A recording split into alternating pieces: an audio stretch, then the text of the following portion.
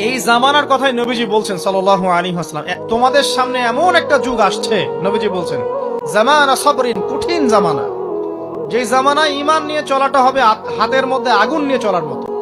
নবীজি বলছেন ওই সময়ে সাহাবী জিজ্ঞাসা করছেন, ইয়া রাসূলুল্লাহ, আমি ওই সময়ে কি করব? ওই সময় আমি কি করব, আমাকে কি পরামর্শ দিচ্ছেন? নবী সাল্লাল্লাহু আলাইহি ওয়াসাল্লাম বলছেন, হে আমর ইবনে আস, তুমি ওই সময় বাড়িতে অবস্থান করো, বাসায় থাকো, বিনা প্রয়োজনে বাড়ির বাইরে এসো না।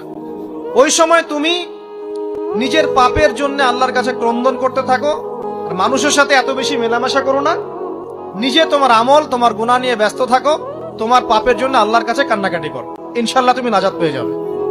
এটা একটা অপশন, ফিতনাময় পরিবেশে আপনি কিভাবে বাঁচবেন, এটা একটা অপশন। আরেকটা হাদিসে গিয়ে নবী সাল্লাল্লাহু আলাইহি ওয়াসাল্লাম বলছেন যে যখন এমন ফিতনাময় পরিবেশ আসবে, তখন যদি তোমরা এই আমর বিল মারুফ নাহি আনিল মুনকার, সৎ কাজের আদেশ অসৎ কাজের নিষেধ, আমার সুন্নতের উপর অটল থাকতে পারো, তাহলে তোমরা 50 জন শহীদের নেকি পাবে। সাহাবায়ে কেরাম বলছেন, ইয়া রাসূলুল্লাহ, আমিনহুম আও মিন্না, তাদের মধ্যে 50 জন নাকি আমাদের মধ্যে 50 জন? নবী করিম সাল্লাল্লাহু আলাইহি ওয়াসাল্লাম বলছেন, বাল মিনকুম, বরং তোমাদের মধ্যে 50 জন।